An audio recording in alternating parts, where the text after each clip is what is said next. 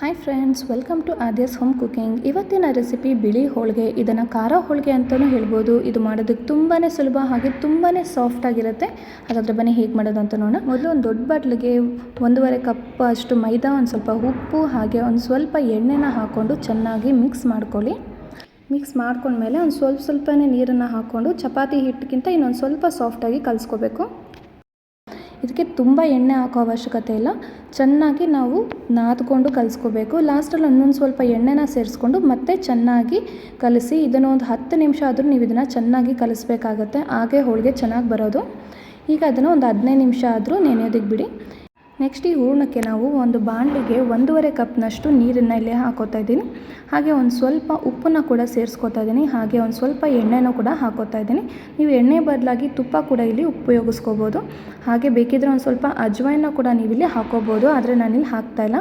ನೀರು ಚೆನ್ನಾಗಿ ಕಾದ ನಂತರ ಈಗ ಅದಕ್ಕೆ ನಾವು 1 ಬಟ್ಲಿನಷ್ಟು ಅಕ್ಕಿ ಹಿಟ್ಟನ್ನ ಹಾಕೋಬೇಕು. 1.5 ಕಪ್ ನೀರಿಗೆ 1 ಕಪ್ ಅಳತೆಯಷ್ಟು ಅಕ್ಕಿ ಹಿಟ್ಟನ್ನ ಹಾಕ್ಕೊಂಡು ಚೆನ್ನಾಗಿ ಬಿಸಿನೀರಲ್ಲಿ ಇದನ್ನು ಕೆದಕ್ತಾ ಬರಬೇಕು. ಚೆನ್ನಾಗಿ ನೋಡಿ, ಈ ಥರ ಮಿಕ್ಸ್ ಆದಮೇಲೆ ಸ್ಟವ್ನ ಆಫ್ ಮಾಡ್ಕೊಂಡು ಇದನ್ನು ಮುಚ್ಚಿಡಬೇಕು. ಒಂದು 5 ನಿಮಿಷ ಇದನ್ನು ಹೀಗೆ ಮುಚ್ಚಿಟ್ಟು ಒಂದು 5 ನಿಮಿಷ ಆದ ನಂತರ ಈಗ ಈ ರೀತಿ ಸ್ಪೂನಲ್ಲಿ ಒಂದು ಸ್ವಲ್ಪ ಫ್ರೀ ಮಾಡಿಕೊಂಡು ಹಿಟ್ಟಿನ ರೀತಿಯಲ್ಲಿ ಕಲಿಸ್ತಾ ಬರಬೇಕು. ಒಂದು ವೇಳೆ ನಿಮಗೇನೋ ನೀರು ಜಾಸ್ತಿ ಆಗಿದೆ ಅಂದರೆ ಇದು ಒಲೆ ಮೇಲೆ ಇರೋವಾಗಲೇ ಇನ್ನೊಂದು ಸ್ವಲ್ಪ ಅಕ್ಕಿ ಹಿಟ್ಟನ್ನ ನೀವು ಬೇಕಿದ್ದರೆ ಸೇರಿಸ್ಕೋಬೋದು. ಈಗ ಹಿಟ್ಟು ಮತ್ತು ಮೈದಾ ಹಿಟ್ಟು ಮತ್ತು ಅಕ್ಕಿ ಹಿಟ್ಟು ಎರಡೂ ಕೂಡ ರೆಡಿಯಾಗಿದೆ.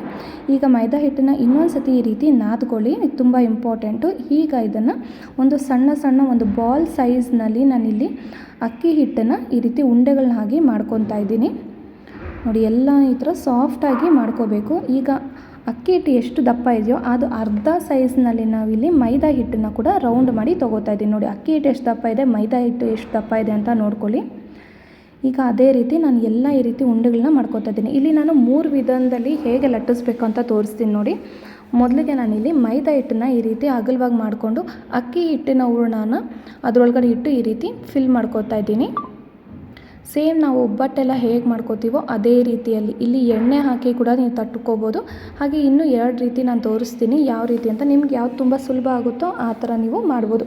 ಇದನ್ನು ನೀವು ಕೈಯಲ್ಲಾದರೂ ತಟ್ಬೋದು, ಇಲ್ಲಾಂದರೆ ಈ ರೀತಿ ಲಟ್ಟಣಿಗೆ ಎಲ್ಲ ಇರುತ್ತಲ್ಲ, ಲಟ್ಟಣಿಗೆಯಲ್ಲಿ ಕೂಡ ಆರಾಮಾಗಿ ನೀವು ಈ ಥರ ಲಟ್ಟಿಸ್ಕೋಬೋದು. ಇದೆಲ್ಲೂ ಕೂಡ ಕಿತ್ತೋಗೋದು ಆ ರೀತಿ ಏನಾಗಲ್ಲ. ನಿಮ್ಗೆ ಎಷ್ಟು ತೆಳ್ಳಗೆ ಬೇಕೋ ಅಷ್ಟು ತೆಳ್ಳಗೆ ನೀವು ಲಟ್ಟಿಸ್ಕೋಬೋದು. ಇದು ಆದಷ್ಟು ತೆಳ್ಳಗಿದ್ರೇ ತುಂಬ ರುಚಿಯಾಗಿರುತ್ತೆ. ಸೊ ಆದಷ್ಟು ತೆಳ್ಳಗೆ ನೀವು ಇದನ್ನು ಲಟ್ಟಿಸ್ತಾ ಬನ್ನಿ. ನಿಧಾನವಾಗಿ ಎಲ್ಲ ಕಡೆಯಿಂದನೂ ಇದನ್ನು ನೀಟಾಗಿ ಅಗಲವಾಗಿ ಲಟ್ಟಿಸ್ತಾ ಬನ್ನಿ ಪೇಪರ್ ಮೇಲೆ. ನೋಡಿ, ಈಗ ಇದಾಗಿದೆ. ನೋಡಿ, ಇದನ್ನು ಎಷ್ಟು ತೆಳ್ಳಗೆ ನಾನು ಲಟ್ಟಿಸ್ಕೊಂಡಿದ್ದೀನಿ ಅಂತ. ಈಗ ನೀವು ಸುಲಭವಾಗಿ ಇದನ್ನು ಕೈಯಲ್ಲಿ ಈ ರೀತಿ ತೊಗೊಂಡು ಕಾದಿರೋ ಹೆಂಚಿನ ಮೇಲೆ ಹಾಕಿ ಸೇಮ್ ನೀವು ಒಬ್ಬಟ್ಟು ಚಪಾತಿ ಎಲ್ಲ ಹೇಗೆ ಸುಟ್ಕೋತೀರೋ ಅದೇ ರೀತಿಯಲ್ಲಿ ಇದನ್ನು ಕೂಡ ನೀವು ಬೇಯಿಸ್ಕೋಬೋದು.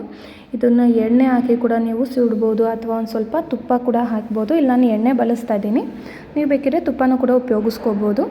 ನೋಡಿ, ಈ ರೀತಿ ತಿರುಗಿಸಿ ಎಲ್ಲ ಕಡೆಯೂ ಈ ರೀತಿ ಚೆನ್ನಾಗಿ ಒತ್ಕೊಳ್ತಾ ಇದನ್ನು ಚೆನ್ನಾಗಿ ಬೇಯಿಸ್ಕೋಬೇಕಾಗತ್ತೆ. 2 ಕಡೆಯೂ ಒಂದು ಸ್ವಲ್ಪ ಕೆಂಪಾಳ ಆಗಬೇಕು. ಈ ರೀತಿ ಮೈದಾ ಹಿಟ್ಟು ಉಪಯೋಗಿಸಿರೋದ್ರಿಂದ ಇದೇನು ನಾರು ಥರ ಆಗೋದು ಆ ಥರ ಏನೂ ಆಗೋಲ್ಲ ಫ್ರೆಂಡ್ಸ್. ತುಂಬಾ ಸಾಫ್ಟಾಗಿರುತ್ತೆ. ತಿನ್ನೋದಕ್ಕಂತೂ ತುಂಬ ಚೆನ್ನಾಗಿರುತ್ತೆ. ಚಿಕ್ಕ ಮಕ್ಕಳು ಕೂಡ ಆರಾಮಾಗಿ ಇದನ್ನು ತಿನ್ಬೋದು. ನೋಡಿ, ಈಗ ಇದಾಗಿದೆ. ಈಗ ಇನ್ನೊಂದು ಥರ ಹೇಗೆ ಮಾಡೋದು ಅಂತ ತೋರಿಸ್ತೀನಿ. ಮೊದಲ ರೀತಿಯಲ್ಲೇ ಈ ಮೈದಾ ಹಿಟ್ಟನ್ನು ಒಳಗಡೆ ಈ ರೀತಿ ಅಕ್ಕಿ ಹಿಟ್ಟನ್ನು ಹೂರಣನ ಹಾಕ್ಕೊಂಡು ಈ ರೀತಿ ಸೀಲ್ ಮಾಡ್ಕೊಳ್ಳಿ.